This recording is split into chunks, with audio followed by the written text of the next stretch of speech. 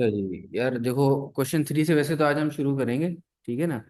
जून 2021 variant 2.1 कर रहे हैं, लेकिन लास्ट क्लास में ये हो गया था कि वो रिकॉर्डिंग जब दोबारा से शुरू हुई थी तो मैं स्क्रीन शेयर करना भूल गया था, तो वो उसमें आया नहीं था। तो ये जो लोग जाहिर सी बात है जैसे हमजा वगैरह उसने ऑनलाइन वो लिया होगा, उसमें ये चीज़ नहीं आएगी, तो उनके लिए ये है कि क्वेश्चन 2 ये देख लो भाई, पार्ट बी है। आप चाहें तो इसका स्क्रीनशॉट ले लें, मैं ये शो कर रहा हूँ। उसमें वॉइस थी, ये आपके सामने स्क्रीन है। स्क्रीनशॉट्स आप ले सकते हैं। ये चीज़ देख लें, एक दफ़ा मैं गुजार दूँ, उसके बाद हम फिर क्वेश्चन 3 की तरफ चलेंगे। ठीक है, ये इसका पार्ट सी आ गया है जो हमने वर्किंग की थी। ठीक है जनाब, पार्ट सी के बाद ये पार्ट बी की जो हमने ब्रेनस्टॉर्मिंग की थी, ये पार्ट डी है।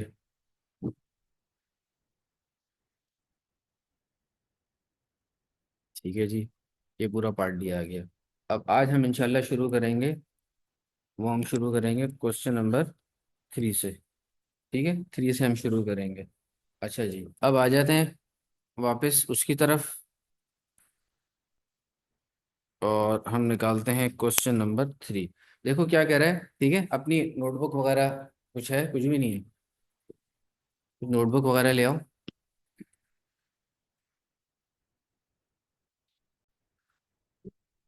अब कह रहे हैं इन 2018 the US had it's lowest unemployment rate for 18 years. ठीक है, ये बात हो गई। सिक्लिकल अनएम्प्लॉयमेंट के बारे में बात बता रहा है, कह रहा है cyclical unemployment was very low and so was the rate of inflation. Inflation भी लो थी और सिक्लिकल अनएम्प्लॉयमेंट भी लो थी। आगे कह रहा है US also experience a rise in labour productivity. तो बहुत अच्छी बात होगी, लेबर प्रोडक्टिविटी आपकी अच्छी हो गई, इसका मतलब एफिशिएंटली आप चीज़ों को यूटिलाइज कर रहे होंगे सब कुछ। However, it did not do so well in reducing poverty. In 2018, approximately 12% of the Americans were living in poverty. अब आपसे कह रहा है डिफाइन सिक्लिकल अनएम्प्लॉयमेंट। तो सिक्लिकल अनएम्प्लॉयमेंट को आपको डिफाइन करना है, ये काम हमने करना है इस पार्ट में। ठीक है, तो फिर ये क्या होता है भाई, सिक्लिकल अनएम्प्लॉयमेंट में ये होता है, हमने पढ़ा है डिफरेंट फॉर्म्स ऑफ अनएम्प्लॉयमेंट के चैप्टर में।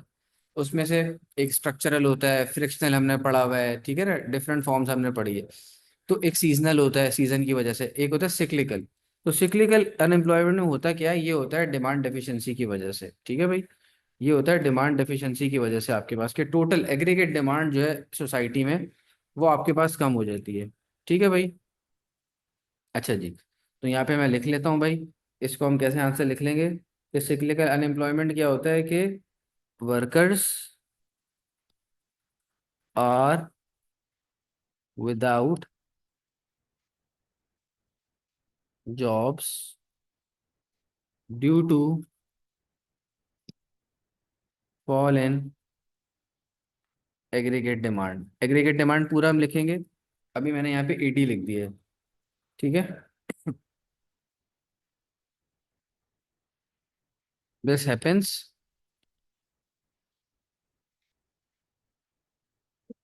व्हेन इकोनॉमी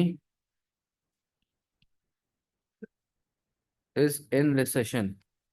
जब रिसेशन में होता है तब ये काम हमारे पास होता है। ठीक है भाई, पार्ट बी में चलते हैं। पार्ट बी क्या कह रहा है भाई, पार्ट बी पढ़ लेते हैं भाई। कहता है कि explain two ways a firm could increase the productivity of worker. लो भाई, दो तरीके बता दें फर्म लेबर की प्रोडक्टिविटी कैसे बढ़ाए। तो भाई क्या क्या हो सकता है, मोटिवेशन बढ़ा दे, फाइनेंशियल नॉन फाइनेंशियल फैक्टर वाली बात है, वेज रेट लोगों का बढ़ा दे। ठीक है, डिवीजन ऑफ लेबर कर दे, क्या करे कि मॉडर्न मशीनरी यूज कर ले, स्पेशलाइजेशन वही बात हो गई। ठीक है, और क्या करे, वर्किंग कंडीशन अच्छी कर दे, और इस तरह की चीजें करते हैं, फाइनेंशियल फ्रिंज बेनिफिट दे दे, फाइनेंशियल नॉन फाइनेंशियल फैक्टर की बात है। तो दो फैक्टर लिखने हैं। सिर्फ हम ब्रेन करेंगे, पूरा नहीं लिखेंगे।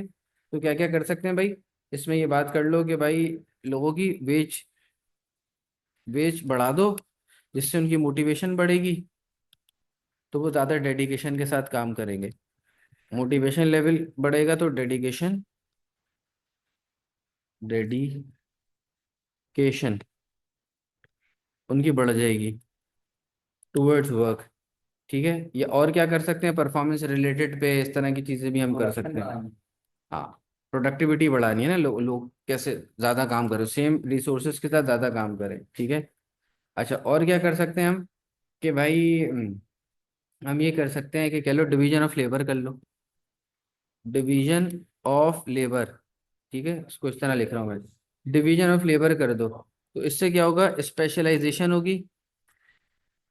स्पेशलाइजेशन, इसकी वजह से स्पेशलाइजेशन होगी। तो वर्कर जब स्पेशलाइज्ड होता है तो मेक लेस एरर्स, कम एरर्स करता है तो ज़्यादा प्रोडक्टिव होगा, है ना, सेम रिसोर्स के साथ ज़्यादा अच्छा काम कर रहा होगा। अच्छा जनाब, पार्ट सी पे चलते हैं। पार्ट सी क्या कह रहा है हमें, कहता है कि analyse the advantages of a low rate of inflation. कह रहा है लो रेट ऑफ इन्फ्लेशन का क्या मतलब होगा, तो पहले रो रेट ऑफ इन्फ्लेशन बता देंगे। अच्छा, इसमें देखो बहुत सारे बच्चे गलती करते हैं, लो रेट ऑफ इन्फ्लेशन को डिफ्लेशन समझ लेते हैं। एक बात याद रखना, मैंने आपको एक कॉन्सेप्ट पहले भी बताया हुआ है कि एक होती है इन्फ्लेशन, एक होता है डिफ्लेशन, एक होती है डिसइन्फ्लेशन। तो लो रेट ऑफ इन्फ्लेशन को हम डिसइन्फ्लेशन कहते हैं। क्या मतलब, वो इसको ऐसे समझ लो। मिसाल के तौर पर मैं कहता हूँ कि 2020 में मेरी सैलरी जितनी भी थी, 1 लाख थी मिसाल के तौर पर, ये कह लेता हूँ 1 लाख सैलरी थी। अब 1 लाख सैलरी पर मुझे मिला 10%। तो 2021 में आप मुझे बताओ, 10% जब सैलरी का इंक्रीमेंट हो गया तो मेरी 1,10,000 सैलरी हो गई। ठीक है, ये 10% इंक्रीमेंट हुआ। अब 2022 में मैं बात करता हूँ कि मेरा सैलरी का इंक्रीमेंट हुआ 4%। कैलकुलेटर है, 1,10,000 का 4% हम निकालेंगे। 1,10,000 का 4%। 110,000 मल्टीप्लाई 10%। नहीं, 1,10,000 का 4% निकालना है। 4%, डायरेक्ट 104% निकाल लो, तो हमें पता चल जाएगा कि भाई 2022 में कितनी सैलरी होगी। 4% यानी 1,14,400। ठीक है, 1,14,400 बोल लो। अब जो भी वैल्यू है अब देखो, रेट गिर रहा है, लेकिन क्या सैलरी मेरी गिर रही है, बढ़ रही है? बढ़ रही है, सैलरी बढ़ रही है डिक्रीजिंग रेट के साथ। Salary is increasing at a decreasing rate. तो अगर लो रेट ऑफ इन्फ्लेशन का मतलब ये होता है, लो रेट ऑफ इन्फ्लेशन का मतलब है कि भाई आपके पास क्या हो रहा है, इन्फ्लेशन बढ़ ही रही है लेकिन उसका रेट कम है। उसका रेट कम है आपके पास, ठीक है, रेट कम है। तो इन्फ्लेशन तो हो ही रही है मेरे पास, तो हम यहाँ पर उसको बता देंगे। अब यहाँ पे मैं सॉल्व करने पे आता हूँ तो मैं बता देता हूँ भाई, लो रेट ऑफ इन्फ्लेशन का मतलब है, लो रेट ऑफ इन्फ्लेशन का मतलब क्या है, प्राइसेस आर राइजिंग। अब देखो पूरा पूरा आंसर हमने लिखना, हम सिर्फ ब्रीफ में लिख रहे हैं। Prices prices are rising at a slower rate. Price rise अब भी हो रही है लेकिन स्लोअर रेट पर हो रही है। ठीक है। अच्छा, अब इसका फायदा क्या होगा, एडवांटेज क्या होगा भाई? देखो जब लो रेट ऑफ इन्फ्लेशन होगा ना तो क्या होगा आपका, आपके गुड्स कॉम्पिटिटिव हो जाएंगे। गुड्स इंटरनेशनली कॉम्पिटिटिव हो जाएंगे। क्यों? आपकी जो कॉस्ट ऑफ प्रोडक्शन है वो फॉल हो जाएगी because of lower inflation rate than other countries. ठीक है, तो जब आप ये कॉम्पिटिटिव हो जाएंगे तो उससे क्या होगा, आपकी एक्सपोर्ट बढ़ जाएगी। एक्सपोर्ट जब बढ़ेगी तो करंट अकाउंट आपका सरप्लस में हो सकता है। ठीक है भाई, ये बात हमारे पास हो सकती है। दूसरा फैक्टर हम लिख सकते हैं कि ये दूसरा फैक्टर क्या होगा, ये सर्टेनिटी क्रिएट करेगा मार्केट में। सर्टेनिटी, जब सर्टेनिटी होगी मार्केट में तो इन्वेस्टमेंट बढ़ेगी। इन्वेस्टर बोलेंगे यार ठीक है इन्वेस्टमेंट करो आके। ठीक है, तो लो रेट ऑफ इन्फ्लेशन से ये होगा कि भाई क्या होगा आपका, सर्टेनिटी, स्टेबिलिटी, ये सारी चीज़ें बढ़ जाएंगी। ठीक है, एमएनसीज आएंगी तो इससे क्या होगा, आपका आउटपुट बढ़ेगा। मोर जॉब्स क्रिएटेड, जॉब्स जब क्रिएट होंगी अनएम्प्लॉयमेंट लेवल आपका फॉल हो जाएगा।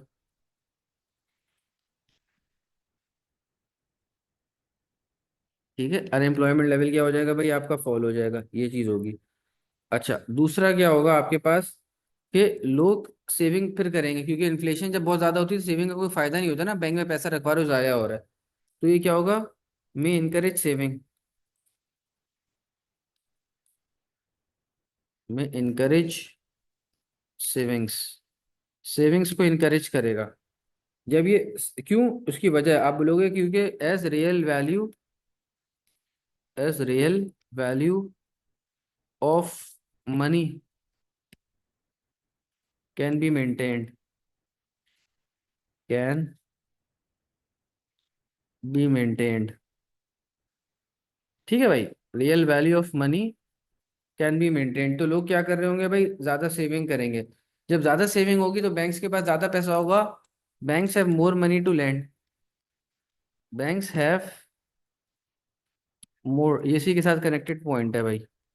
ठीक है, banks have more money to lend, जिससे आपकी इन्वेस्टमेंट्स और बढ़ रही होंगी, जिससे आपकी इन्वेस्टमेंट्स और बढ़ रही होंगी। और क्या फायदा हो सकता है फर्म्स को? फर्म्स के हवाले से हम बात कर सकते हैं कि lower menu cost, menu cost कम हो जाएगी। मेन्यू कॉस्ट समझते हो, जो हमने बात बताई थी बार बार, हाँ उसको चेंज करना पड़ता है। अब चेंज ही करना पड़ेगा, लो रेट ऑफ इन्फ्लेशन है, चेंज ही पड़ेगा, करना पड़ेगा। तो लोअर मेन्यू कॉस्ट होगी, उससे क्या होगा कि फर्म्स की जो है ना कॉस्ट ऑफ प्रोडक्शन कम हो जाएगी। ये कॉस्ट ऑफ प्रोडक्शन की पार्ट है ना, मेन्यू कॉस्ट और ये सब चीज़ें करना। तो ये फर्म्स को फायदा होगा।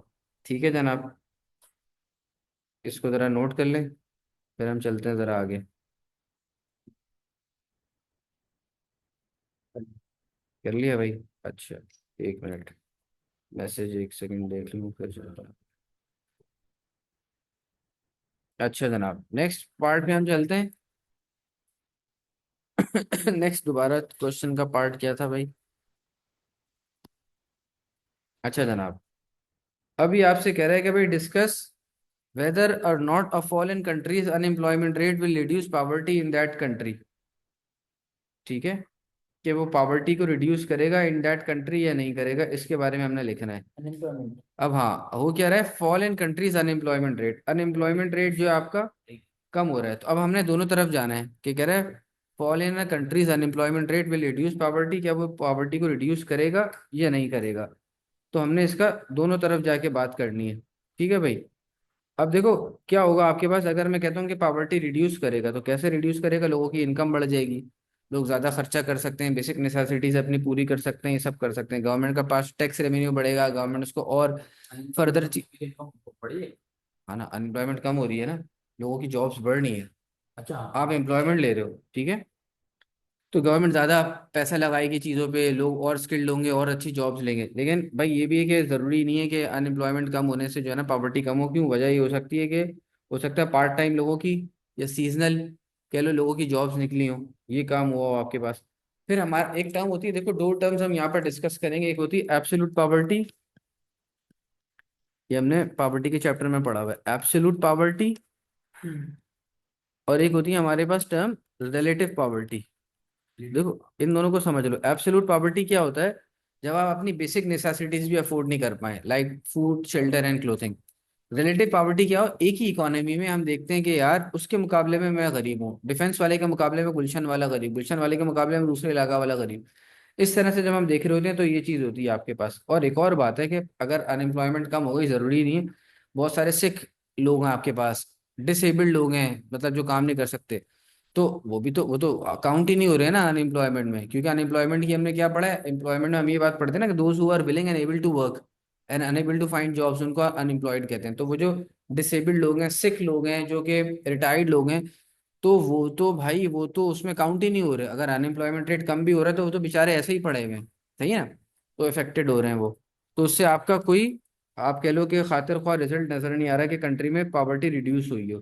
तो अब हम इसका आंसर लिख लेते हैं भाई, ये पार्ट डी है, इसका आंसर हम लिख लेते हैं भाई। इसका मैं कलर पेन का चेंज कर लूँ पहले, एक मिनट, हाइड वीडियो पहले। अच्छा जी, ये हम लिख लेते हैं, ये भी वही कलर है यार, अब एक ही जैसे कलर है सारे का, ग्रीन से लिख लेते हैं। ठीक है, अच्छा पार्ट डी, इसको रखा हुआ है यार बार दफा कुछ, इसी चक्कर में तो पता ही नहीं चला था कि पिछली वाली क्लास में जब वो मीटिंग खत्म होकर दोबारा शुरू हुई ना। अच्छा, अब हम लिखते हैं कि भाई उसने जो आपसे पूछा कि वो क्या पॉवर्टी रिड्यूस करेगा, तो उसको हम लिखते हैं अ फॉल इन अनएम्प्लॉयमेंट। अनएम्प्लॉयमेंट को मैं यू ही से लिख रहा हूँ, ठीक है, बल्कि एक दफा ऐसे लिख देता हूँ, अ फॉल इन अनएम्प्लॉयमेंट। अपनी तरफ से कोई शॉर्टकट बना सकते हैं पेपर में? नहीं ऐसे नहीं, जो मशहूर होता है उसको बना सकते हैं। अ फॉल इन अनएम्प्लॉयमेंट में रिड्यूस पॉवर्टी, या हम उसके फेवर में बात करें कि हाँ भी पॉवर्टी रिड्यूस होगी, because more people will have jobs and a source of income, and a source of income. अब क्या होगा, this means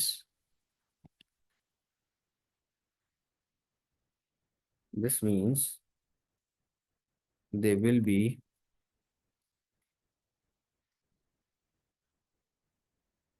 they will be able to afford basic necessities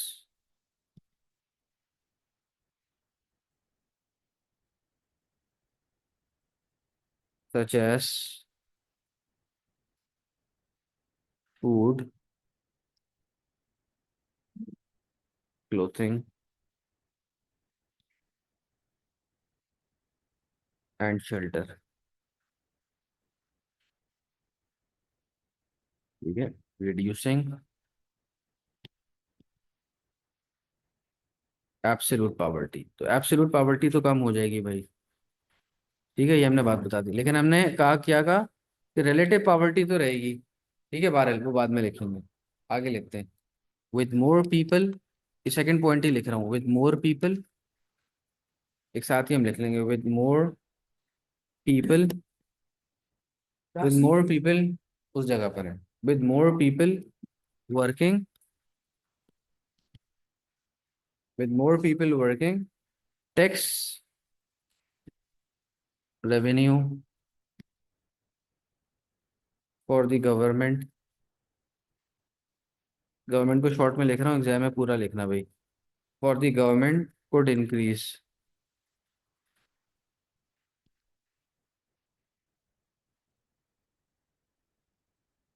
फिर क्या होगा, गवर्नमेंट इससे क्या करेगी, extra revenue this extra revenue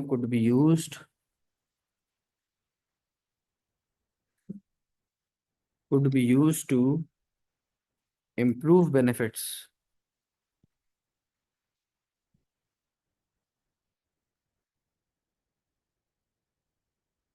for the poor, for the poor, and invest in education, and invest in education। ठीक है भाई, and invest in education which can reduce which can reduce poverty in the long run, in the long run. ठीक है भाई, ये हमारे पास part हो गया, एक तरफ का आंसर हमने लिख लिया। अब हमें यार देखो दोनों साइड्स जाना होता है, एक साइड अगर मैं लिखता हूँ तो उससे मसला ये होगा कि एक साइड लिखने से मुझे हो सकता है मैक्सिमम 4 से 5 नंबर मिल जाए, इससे ज्यादा नंबर नहीं मिलेंगे। सही है, अब दूसरी साइड लिखते हैं तो पेन का कलर चेंज कर लेते हैं जरा, थोड़ा सा मजा आएगा इसमें। How ever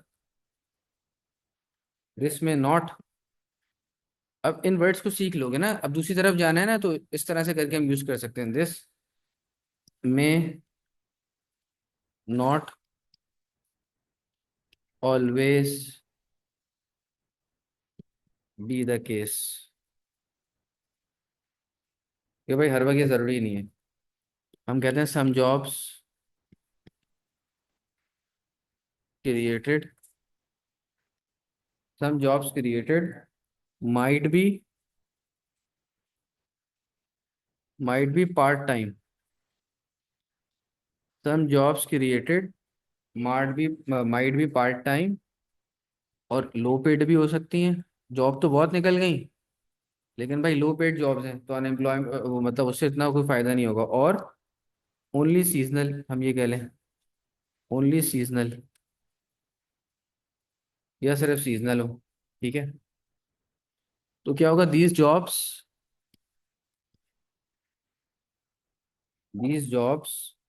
may not lift people out of poverty, out of poverty, especially especially if they are only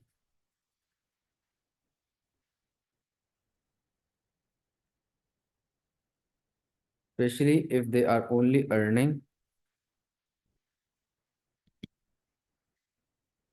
the national minimum wage. The national minimum wage, याद है नेशनल मिनिमम वेज का क्या कॉन्सेप्ट हमने पढ़ा था? नेशनल मिनिमम वेज होती है कि इतना तो देना ही, जैसे पाकिस्तान में 35,000 तो एक बंदे को आप काम करा रहे हो 8 घंटे, तो 35 तो आपने देना ही देना है, इसके बगैर आपका काम चलेगा नहीं। ठीक है, तो आपको इतना तो पैसे देना ही देना है। ठीक है, आगे हम लिखते हैं इन एडिशन। अब देखो अगला पॉइंट कंटिन्यू करना, in addition, in addition relative poverty के बारे में बात करेंगे। एब्सोल्यूट पॉवर्टी हमने लिख लिया, रिलेटिव पॉवर्टी। ठीक है, रिलेटिव पॉवर्टी क्या है कि सोसाइटी में हम देखेंगे एक के मुकाबले में दूसरा, तो relative poverty might increase, relative poverty might increase if the new jobs if the new jobs are taken by people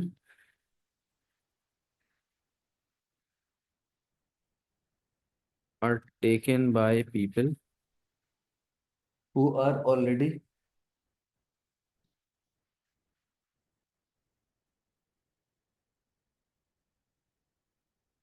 are taken by people। इतनी देर से मैं यार ये खामखा लगाया हुआ था इसको।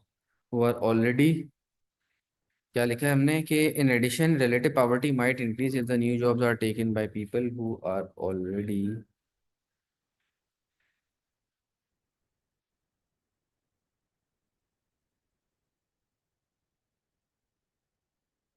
Well off. ठीक है भाई, मतलब पहले से वेल ऑफ है, उन्हीं को जॉब मिल गई तो क्या फायदा होगा यार। हाँ, न्यू जॉब उन्हीं को मिल गई जो वेल ऑफ थे, तो पॉवर्टी तो नहीं रिड्यूस हुई ना, असल तो गरीब को उठाना था, वो तो उठा नहीं। ठीक है, तो कहता है कि द अनएम्प्लॉयमेंट, हम कह सकते हैं अनएम्प्लॉयमेंट, नहीं नहीं, ओपिनियन ओपिनियन इस पे कुछ नहीं होता। ओ लेवल इकोनॉमिक्स में कोई कंक्लूजन नहीं, कोई ओपिनियन नहीं देना। ठीक है भाई, यही बात करनी है, अनएम्प्लॉयमेंट रेट माइट फॉल। हाँ बस, ये याद रखना, कंक्लूजन की कोई जरूरत नहीं है। माइट फॉल बिजनेस में होता है, यहाँ पे नहीं। But if more people if more people enter the labor force,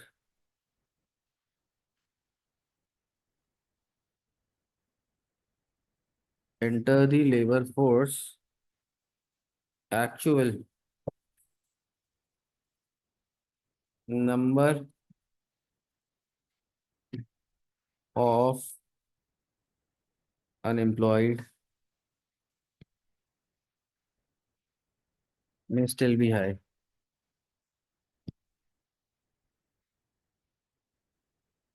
right? May still be high। ठीक है भाईजान, कह रहा है अगर ज्यादा लोग लेबर फोर्स में आ गए, मतलब लेबर फोर्स में 10% से बढ़ा और अनएम्प्लॉयमेंट रेट 8% से बढ़ा, तब भी पॉवर्टी और रहेगी, क्योंकि लेबर फोर्स में और लोग आते चले जा रहे हैं। ठीक है, तो ये हमारा ये पार्ट डी हो गया। अब हम चलते हैं नेक्स्ट पार्ट पे। ठीक है जनाब, नेक्स्ट क्वेश्चन की तरफ चलते हैं। मैं ये यहाँ निकाल लूँ अपने पास। क्वेश्चन 4 कह रहा था, Canadian government has introduce a number of policy measures design to encourage more women to enter the labour force. तो ये वो जाने ज्यादा औरतें काम करें। Canada's labor force has reduced as its population has aged। बड़ी बूढ़े होते चले जा रहे हैं तो लेबर फोर्स कम हो रही है, जवान ज्यादा होंगे तो लेबर फोर्स ज्यादा होगी। The number of workers and their output are influenced by changes in countries' foreign exchange rate and consumer expenditure in 2018। Canadian dollar fail in value while Canadian consumer expenditure increased. कह रहे Canadian dollar fail हुआ, जैसे PKR गिर रहा है, लेकिन फिर भी क्या हो रहा है, कैनेडियन कंज्यूमर एक्सपेंडिचर इंक्रीज, उनका जो एक्सपेंडिचर है भाई इसका फिर भी बढ़ रहा है। अब एक्सपेंडिचर से जरूरी नहीं इम्पोर्ट्स कर रहा हो सकता है लोकली जो चीजें वो कर रहा हो, या हो सकता है इम्पोर्टेड गुड्स भी बढ़ा रहा हो। सबसे पहला सवाल क्या है, कह रहा है भाई लेबर फोर्स क्या होती है। तो लेबर फोर्स क्या होती है भाई, लेबर फोर्स में who are willing and able to work, ये लोग लेबर फोर्स में आते हैं। ठीक है those people who are willing and able to work, those who are willing, willing plus able to work, ये दो चीजें आपने आपकी डेफिनेशन में होनी चाहिए। एबल टू वर्क, तो ये लिख रहा हूँ मैं, वहां पे नहीं लिखा, ठीक है, those who are willing and able to work.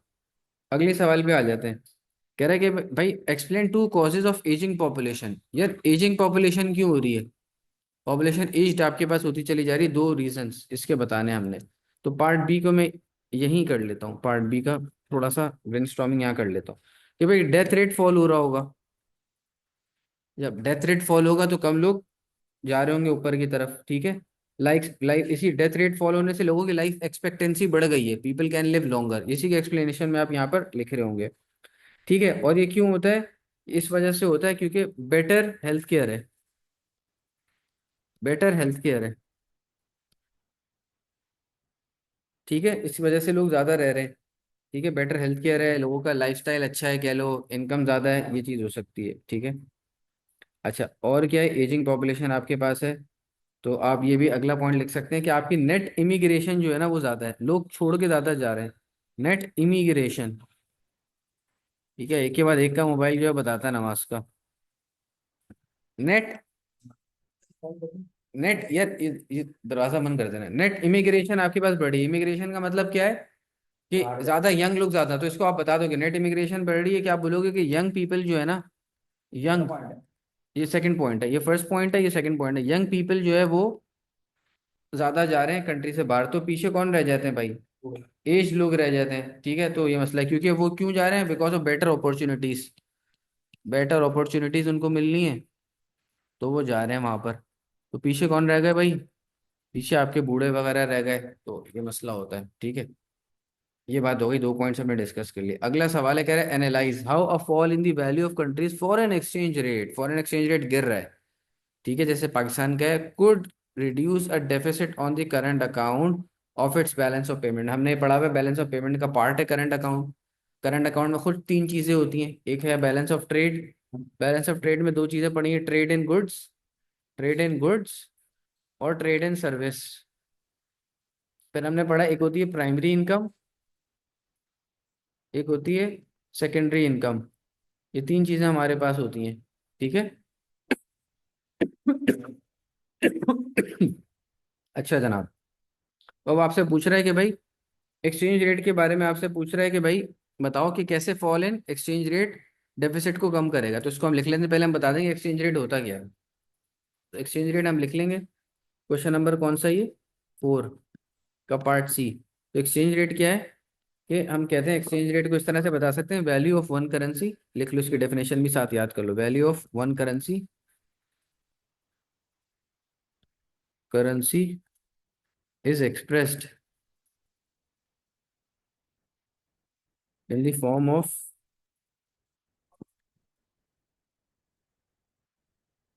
another currency.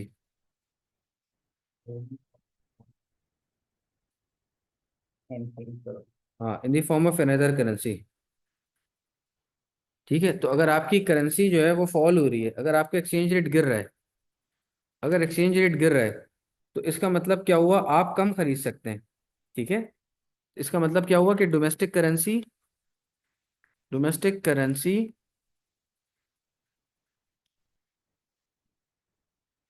Can buy, can buy less foreign currency, यानी कि पीकेआर से कम डॉलर आएंगे, लेस फॉरेन करेंसी, ठीक है, कम फॉरेन करेंसी हम ले पाएंगे। अच्छा, अब इससे क्या होगा आपका, जब आपका करेंसी एक्सचेंज रेट फॉल हो गया तो इससे अब फायदा क्या होगा, इससे ये होगा जो प्राइस ऑफ एक्सपोर्ट्स होगी ना वो फॉल हो जाएगी, क्योंकि जो आप गुड्स बेच रहे हो, आपका एक्सचेंज रेट गिरा हुआ है, अमेरिका वाले बंदे को सस्ता लगेगा ना आपका, आपका कजन बाहर रहता है, 1 डॉलर बेचता था, 200 के बराबर होता था, अब 250 के बराबर हो गया, तो आप तो 200 की चीज़ ही बेच रहे हो। अब वो ज़्यादा चीज़ें खरीदेगा। ठीक है, हमने पहले भी जब एक्सचेंज रेट का चैप्टर पढ़ा था, इसी तरह इस चीज़ को डिस्कस किया था। तो अगर प्राइस ऑफ एक्सपोर्ट फॉल हो गई है मेरे पास, तो जो हम कह लेते हैं कि जो क्वांटिटी ऑफ एक्सपोर्ट होगी वो राइज हो जाएगी। सही है, क्वांटिटी ऑफ एक्सपोर्ट राइज हो जाएगी। तो जो एक्सपोर्ट रेवेन्यू है, देखो मैं, क्वांटिटी ऑफ एक्सपोर्ट बढ़ जाएगी, एक्स जो मैं लिख रहा हूँ इसका मतलब एक्सपोर्ट रेवेन्यू। एक्सपोर्ट रेवेन्यू मेरे पास राइज हो जाएगा। तो हाँ, बस एक्स लिख लो होता है, उससे याद रहेगा। एक्सपोर्ट जो है मेरा बढ़ जाएगा, इसका मतलब क्या है कि ज्यादा पैसा आपके मुल्क में आ रहा है, मतलब मोर मनी, मोर मनी या more foreign exchange flows into the country, into the country. आपकी कंट्री में ज्यादा पैसा आगे गिर रहा है, जिससे क्या होगा, आपका जो बीओपी डेफिसिट है वो कम हो जाएगा। बीओपी का डेफिसिट या बीओपी का करंट अकाउंट का डेफिसिट कम हो जाएगा, अज्यूमिंग, ये बात करना है, अज्यूमिंग कि demand is elastic. Assuming elastic demand, अगर डिमांड इलास्टिक नहीं हुई तो भाई फिर कोई फायदा नहीं है। इलास्टिक डिमांड है, लोग फिर भी खरीदते रहेंगे, महंगा होगा तब भी खरीदते रहेंगे। ठीक है, तो एक बात बता दी कि प्राइस ऑफ एक्सपोर्ट गिर गई। दूसरा, साथ ही साथ हमारे क्या हो रहा है कि जो प्राइस ऑफ इंपोर्ट होगी वो बढ़ जाएगी, इंपोर्ट महंगी हो जाएगी ना यार। इंपोर्ट महंगी हो जाएगी तो क्या होगा, क्वांटिटी ऑफ इंपोर्ट गिर जाएगी। तो फायदे की बात हो गई ना, एज अ रिजल्ट क्या होगा, इंपोर्ट हम कम करेंगे, इंपोर्ट के एक्सपेंडिचर कम हो जाएगा आपके पास। तो ये क्या करता है, ये करता है रिड्यूसेस, इंपोर्ट एक्सपेंडिचर आपका कम हो गया तो उसकी वजह से क्या होगा, जो पैसा बाहर जा रहा है, reduces the money, the money flows out of the country.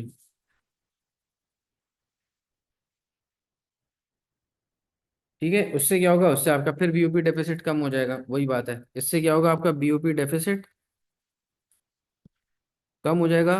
लेकिन यहाँ पे भी वही चीज़ है, अज्यूमिंग इलास्टिक डिमांड। अज्यूमिंग क्या है, अज्यूमिंग इलास्टिक डिमांड, वही बात है। ठीक है जनाब, ये हमारे पास बात हो गई। अच्छा जी, अगले पे चलें।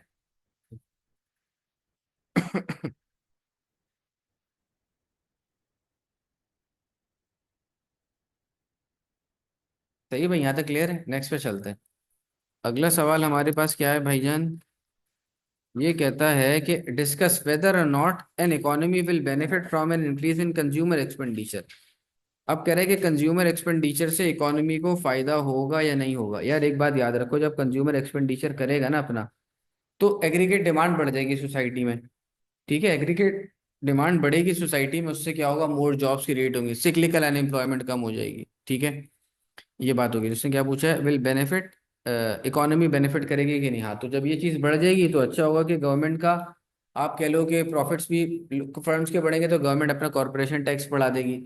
जब अच्छा कमाएंगे तो इनसे भी इनकम टैक्स वगैरह गवर्नमेंट बढ़ा देगी, ज़्यादा गवर्नमेंट की जेब में आएगा। अच्छा, लेकिन नुकसान ये है कि भाई, बात ये है कि अगर तो हमने कहा कंज्यूमर एक्सपेंडिचर बढ़ गया और वहां पर इतनी सप्लाई नहीं है, तो उससे नुकसान होगा, डिमांड पुल इन्फ्लेशन आ जाएगी जो इकोनॉमी को नुकसान पहुंचाएगी। ठीक है, हो सकता है अगर ये इम्पोर्ट्स पे इन एक्सपेंडिचर शुरू कर दिया तो आपका बैलेंस ऑफ पेमेंट, जैसे हमने लास्ट उसमें देखा है, वो खराब हो सकता है आपके पास। ठीक है, तो ये डेफिसिट वगैरह आ सकता है बैलेंस ऑफ पेमेंट पे, ये सारी चीज़ें हैं जो कि हम यहाँ पर देखेंगे। अब इस आंसर को हम लिख लेते हैं अपने पास भाई, this is part D. Part D है मेरे पास। मैं कलर चेंज कर लेता हूँ पेन का, ये वाला कर लेते हैं भाई। तो लिखते हैं कि भाई एन इंक्रीज, कैसे लिखेंगे इसका answer, an increase in consumer expenditure,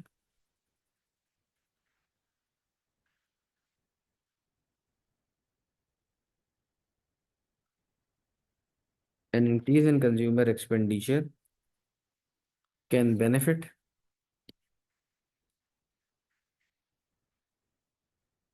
N economy as it raises aggregate demand. अभी एग्रीगेट डिमांड है ना, एग्रीगेट एग्रीगेट डिमांड जो आपकी है इसको हम एडी से लिख सकते हैं, या मैं एडी लिख देता हूँ। अब आगे एडी लिख सकता हूँ मैं, ठीक है। जब एग्रीगेट डिमांड बढ़ेगी तो फर्म्स क्या होंगे, वो अपना एक्सपेंड करेंगे आउटपुट ज़्यादा बढ़ाने के लिए। तो इससे क्या होगा, इसकी वजह से क्या होगा, दिस में encourage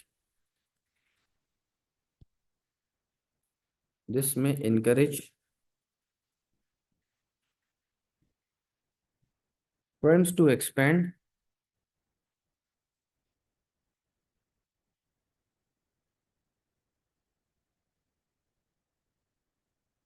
their output,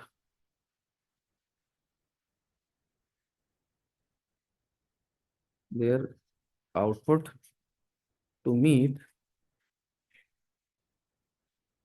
the higher demand। ठीक है, हाइयर डिमांड को मीट करने के लिए। तो उससे क्या होगा, लीडिंग टू इकोनॉमिक ग्रोथ। पूरा कर लेता, लीडिंग टू इकोनॉमिक ग्रोथ,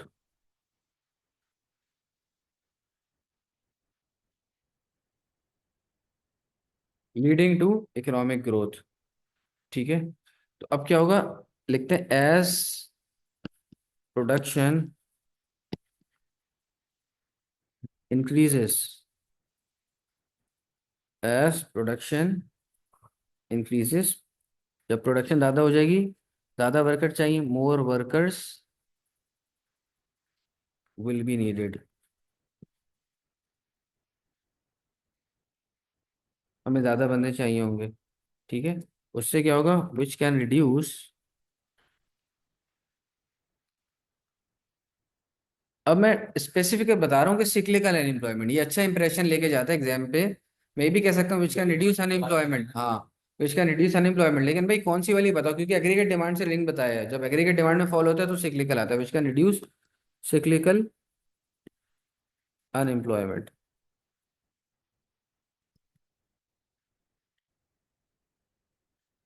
ठीक है जनाब। ये कम हो जाएगी। अच्छा, फिर क्या है, higher higher incomes and profit. उससे क्या होगा भाई, higher incomes and profit, higher income and profits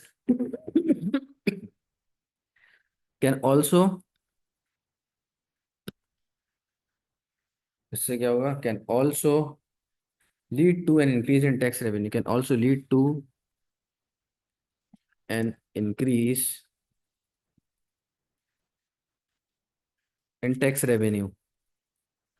government के पास पैसा ज़्यादा आ जाएगा, जैसे हमने बात की थी शुरू में, ठीक है, टैक्स रेवेन्यू बढ़ जाएगा। अब टैक्स रेवेन्यू पूरा लिख देते हैं, for the government, tax revenue for the government. अब गवर्नमेंट इसको खर्च कर सकती है एजुकेशन देने में, इंफ्रास्ट्रक्चर बिल्ड करने में, ठीक है। तो अब हम आगे लिखेंगे, this extra revenue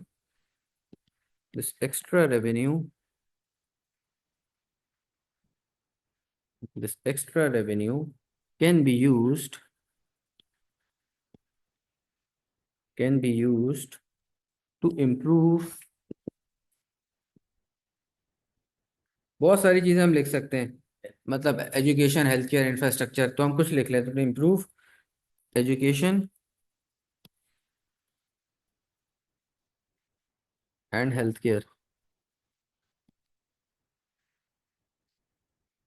care services,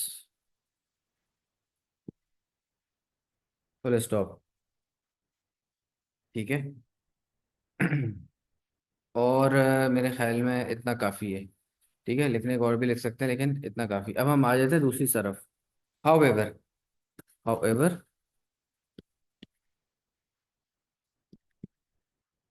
N increase in consumer expenditure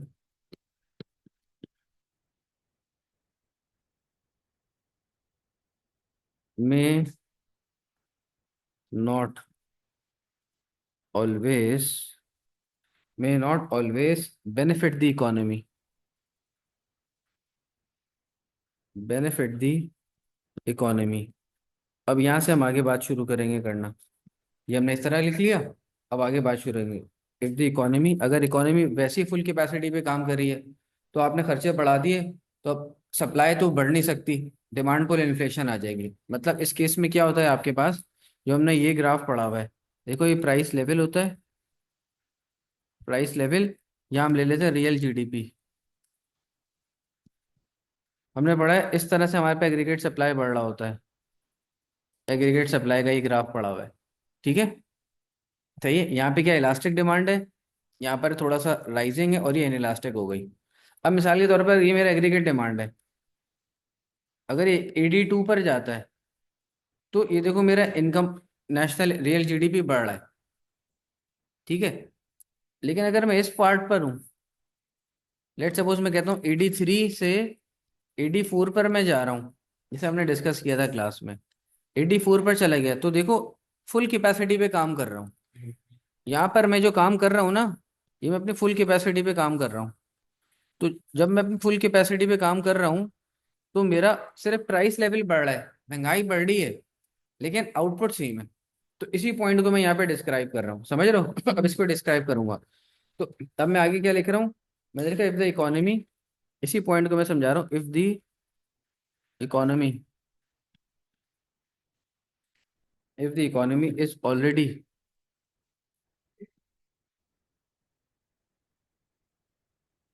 already working at full capacity,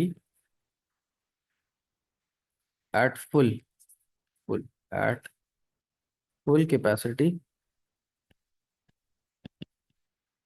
अगर इकोनॉमी ऑलरेडी फुल कैपेसिटी में कर रही है, तो अगर डिमांड बढ़ी तो सिर्फ क्या होगा मेरे पास, इन्फ्लेशन आएगी, प्राइस लेवल बढ़ेगा, और कोई फायदा नहीं है।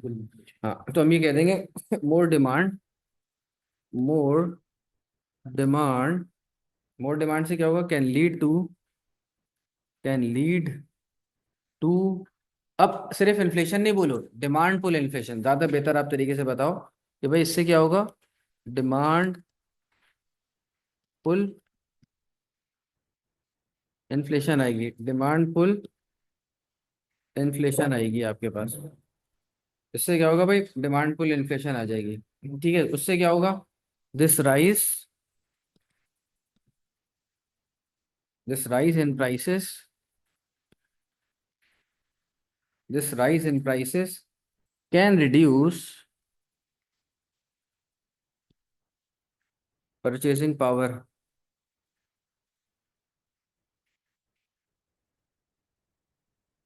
Can reduce purchasing power of consumers, उल्टा उनको नुकसान हो गया, ठीक है। ये बात हो गई। अब आगे लिख लेते हैं, further more,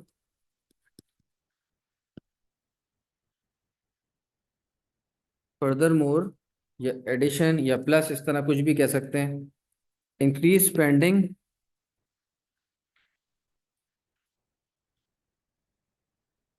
spending may be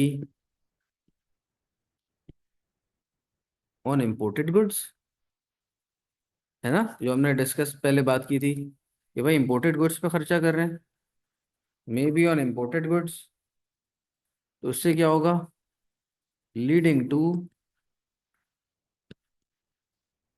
leading to a rise in the current account deficit,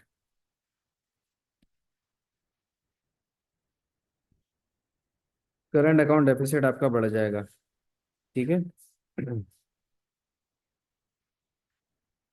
अब एक और बात भी है, वो भी लिख लेते हैं, उससे क्या होगा, देखो अगर आप सारी रिसोर्सेज आप आज यूज कर लोगे, तो आगे के लिए नहीं बचेंगी, सब खत्म हो जाएगा, ठीक है। तो इस पॉइंट को भी लिख लेते हैं कि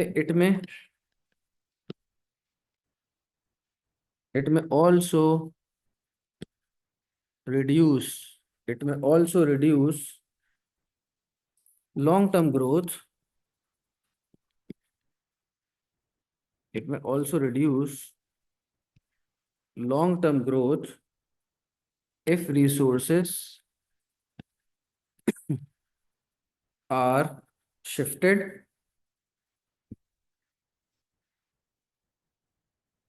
from producing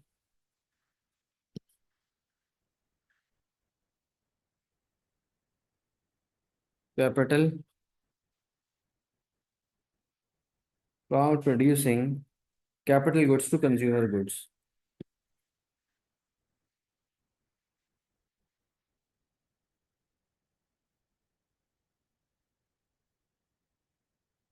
ठीक है भाई, ये हमारा आंसर हो गया। तो ये हमने ये पार्ट कर लिया। अब नेक्स्ट क्वेश्चन पे चलते हैं भाई। कह रहे हैं question 5, Australia experience a drought. Drought आ गया वहां पर, कहत वगैरह आ गया 2018, which caused its agricultural output to fall. Australia secondary and tertiary sectors perform better in 2018 than its primary sector. ये प्राइमरी सेक्टर ही एग्रीकल्चरल एक्टिविटीज वगैरह सारी है ना। तो कह रहा है कि भाई उसके सेकेंडरी और टर्शियरी सेक्टर ने अच्छा परफॉर्म कर लिया 2018 में, बहुत अच्छी बात है। All three sectors were affected by the measures taken by the central bank. Central bank monetary policy ये सब चीजें लेकर आता है, ठीक है। इंटरेस्ट रेट कितना होना है, मनी सप्लाई के बारे में बातें, तो सब अफेक्ट हुए। सेंट्रल बैंक ने जो एक्शंस लिए, measures taken by the central bank to avoid deflation. Deflation क्या होता है? Fall in the value of, मतलब जो हमारी करेंसी होती है उसकी वैल्यू फॉल हो रही होती है, persistent fall in the value of currency, in the average value of currency. Disinflation, जो कि हमने कहा कि inflation is rising at a slower rate. Deflation क्या है कि इन्फ्लेशन क्या हो जाए, 10% थी, 3 हुआ, ये क्या हुआ? डिसइन्फ्लेशन। फिर क्या हुआ कि -2% हो गया, ये है आपकी नेगेटिव में जाना, ये आपका होता है डिफ्लेशन। ठीक है, कि प्राइस कम हो गई, मतलब 104 रुपये प्राइस थी, पहले 107 हुई, अब कम हो गई प्राइस, लेट सपोज प्राइस 105 पे पहुंच गई, ये है, ये डिफ्लेशन। क्या है? Some firms benefited from these measures and increase their output. उन्होंने अपना आउटपुट बढ़ा दिया। अब आपसे पूछ रहा है identify two industries other than agriculture that operate in the primary sector. यार देखो प्राइमरी सेक्टर में क्या क्या है, उनकी बता दो भाई, क्या क्या हो सकता है। इधर देखो, माइनिंग, माइनिंग हम बता सकते हैं, फिशिंग बता सकते हैं। माइनिंग, फिशिंग, ये सारा हमने नोट्स के टाइम पे भी किया था जब हम पढ़ रहे थे। फॉरेस्ट्री कह सकते हैं, ऑयल एक्सट्रैक्शन कह सकते हैं। ठीक है भाई, ये सारी एग्जांपल हमारे पास आ सकती हैं। आगे आपसे कह रहा है explain two possible disadvantages to an economy of a fall in agricultural output. तो क्या होगा भाई? आउटपुट फॉल हो गया। अब आउटपुट फॉल होने से नुकसान क्या है भाई? यहाँ पे हम लिख लेते हैं, shortage of food. Shortage of food हो जाएगा आपके पास, ये मसला हो जाएगा। ठीक है, अब करना क्या पड़ेगा जब फूड शॉर्ट हो गया? तो हो सकता है आपको इंपोर्ट करना पड़ जाए फूड, तो इंपोर्ट्स बढ़ जाएंगी आपके पास, तो इससे आपका करंट अकाउंट खराब हो जाएगा, वर्सन हो जाएगा, ये डेफिसिट में चला जाएगा। ये बात हम बता देंगे, ठीक है। दूसरा, प्राइस लेवल राइज हो जाएगा, यानी कि इन्फ्लेशन बढ़ जाएगी, क्योंकि आपकी प्रोडक्शन कम है, डिमांड है, प्राइस लेवल बढ़ जाएगा। ठीक है जनाब, तो उससे आपकी पॉवर्टी बढ़ जाएगी, लोग कम कम लोग ले पाएंगे, जिससे उनकी हेल्थ वगैरह खराब हो जाएगी। Less people will be able to buy that good, जिससे उनकी हेल्थ वगैरह खराब हो जाएगी। ठीक है, ये काफ़ी है। अगला चलते हैं, कह रहे हैं analyse how central bank could avoid deflation.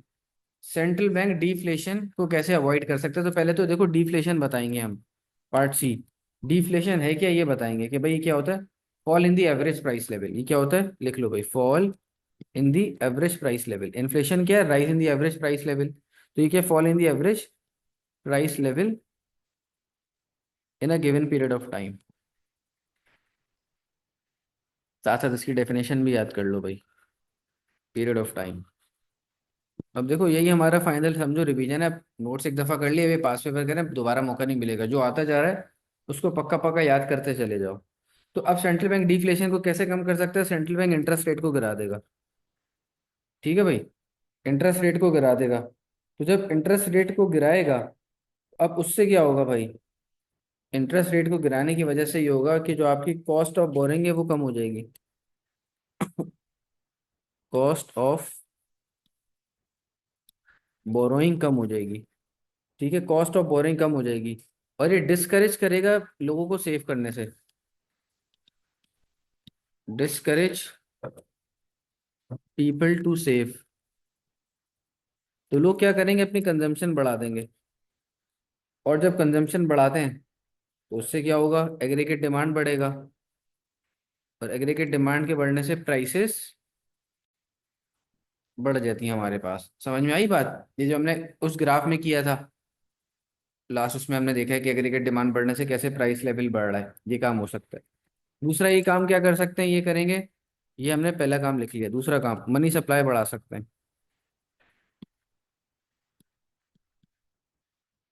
भाई मनी सप्लाई बढ़ा देंगे, ठीक है। तो मनी सप्लाई बढ़ाने से क्या होगा, बैंक्स जो कमर्शियल बैंक्स हैं, कमर्शियल बैंक्स कैन लैंड मोर, है ना, ज्यादा लेंडिंग कर सकते हैं। ज्यादा लेंडिंग कर सकते हैं, उससे क्या होगा, लोगों की इन्वेस्टमेंट्स बढ़ जाएंगी। ठीक है, इन्वेस्टमेंट्स बढ़ जाएंगी वहां पे। तो और क्या कर सकते हैं भाई, हाँ यही काम कर सकते हैं, इन्हीं को हम एक्सप्लेन कर देंगे। जिससे हमारी क्या हो जाएगा, कि डिफ्लेशन नहीं आएगी हमारे पास, ठीक है। लोगों के पास जब ये चीज़ें बढ़ जाएंगी, इन्वेस्टमेंट ज़्यादा होंगी, तो लोग ज़्यादा चीज़ें खरीदेंगे, सब कुछ होगा, तो प्राइस लेवल आपका बढ़ रहा होगा, कम नहीं होगा। अब हम अगले सवाल पर आ जाते हैं, जो आपसे पूछ रहा है।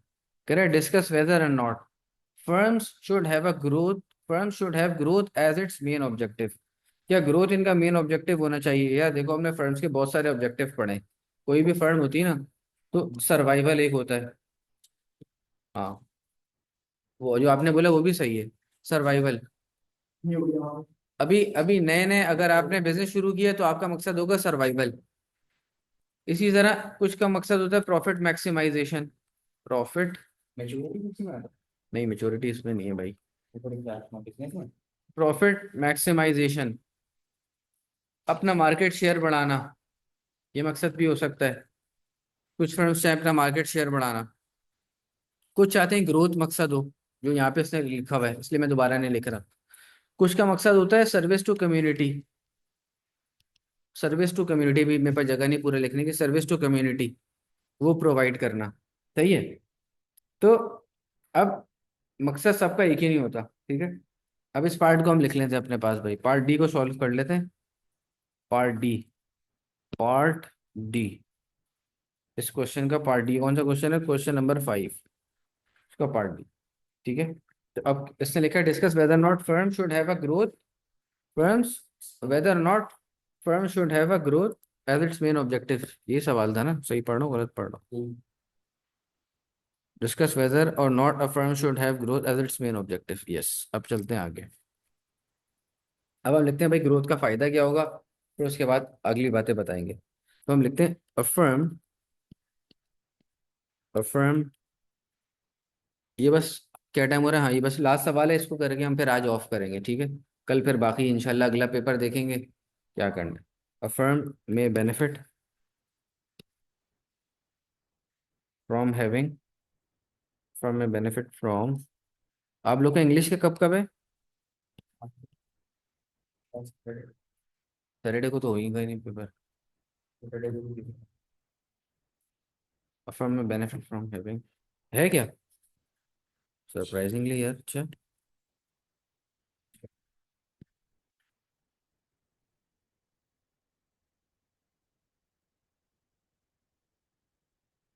क्या लिखा, firm may benefit from having growth as its main objective because, exam में पूरा लिखते हैं भाई, because it can lead to, हाँ नहीं है ना, वही मैं कह रहा हूँ, सैटरडे को थोड़ी होता है। It can lead to,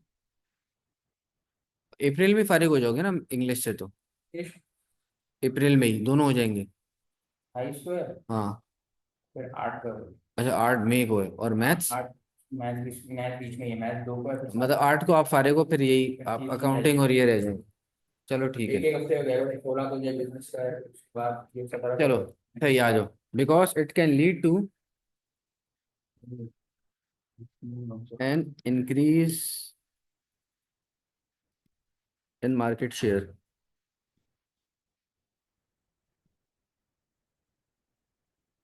it can lead to an increase in market share. इससे क्या होगा, this may give firm this may give firm more control over the market, ये हम कह सकते हैं, मोर कंट्रोल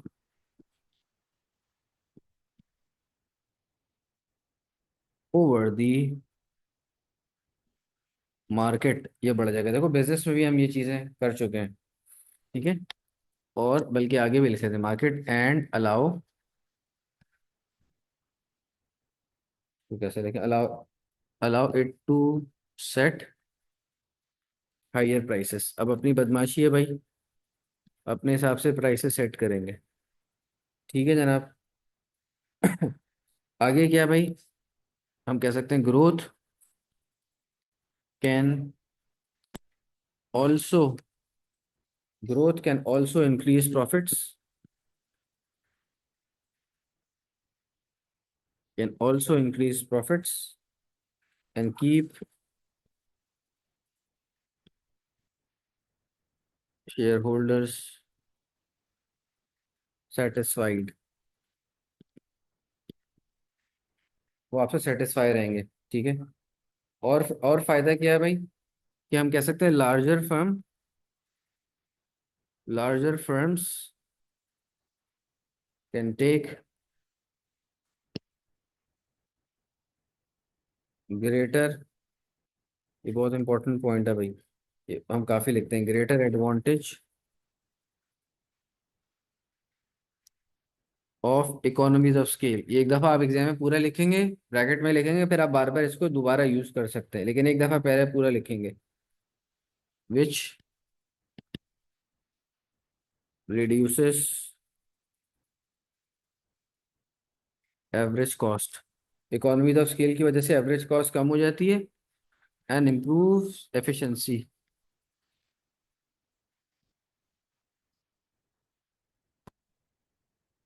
ठीक है भाई, एफिशिएंसी बढ़ जाती है, ठीक है जनाब। अब हम आ जाते हैं, ये कितना लिख लिया हमने और इसमें, बस ये इतना काफ़ी है।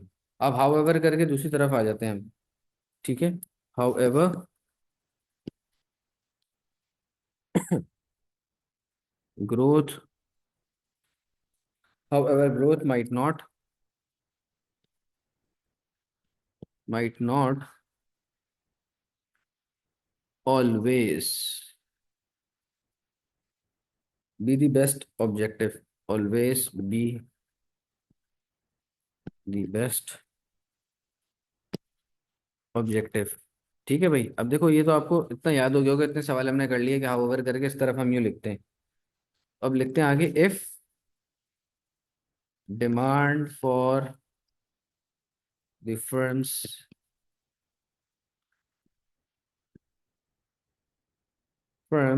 Product is following,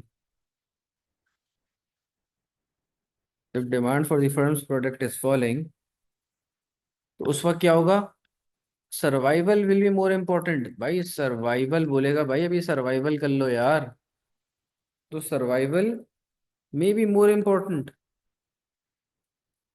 may be more important, तो इस वक्त सर्वाइवल इसके लिए इम्पोर्टेंट होगा भाई, समझ रहे हैं भाई बात को। और इन इन नीश मार्केट्स, नीश हमने पढ़ा हुआ है भाई, पर्टिकुलर मार्केट को हम टारगेट करते हैं, मास मार्केट नहीं, सबको नहीं बेच रहे, ठीक है। नीश मार्केट में तो आप ज़्यादा ग्रोथ कर ही नहीं सकते, तो अब आप यहाँ पे बोलेंगे niche markets growth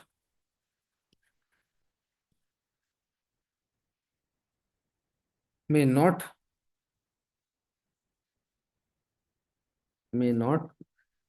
even be possible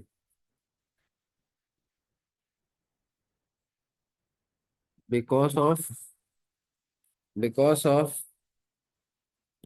limited customer demand, customer demand ही कम है भाई, because of limited customer demand ही नहीं है, ठीक है। अच्छा इसी तरह कुछ फर्म्स हैं जो कि गवर्नमेंट चला रही है, तो उनका है सोशल वेलफेयर, लोगों का मैक्सिमाइज करना है ना, उनका मकसद प्रॉफिट मैक्सिमाइजेशन है ही नहीं, तो भाई ये हम लिख लेंगे कि भाई some firms some firms such as such as state owned, जो गवर्नमेंट ओन करती है, स्टेट ओन्ड एंटरप्राइजेस, उनका तो मकसद ही नहीं कि वो प्रॉफिट बनाए। ठीक है, एंटरप्राइजेस में focus more on social welfare.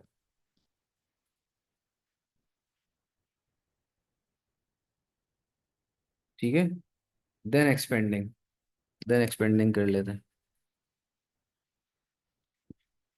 उनका तो मकसद ही नहीं है भाई। ठीक है, और इकोनॉमीज ऑफ स्केल की तो बात कर ली, लेकिन डिस इकोनॉमीज ऑफ स्केल भी हो सकता है। तो हम ये भी लिख लेते हैं, also, also growth can also lead to diseconomies of scale. मैं शॉर्ट में लिख रहा हूँ भाई। तो डिस इकोनॉमीज ऑफ स्केल में होता क्या, बेसिकली कॉमा के बाद ये बता देंगे, where the firm, diseconomies of scale क्या, where the firm becomes too large and inefficient,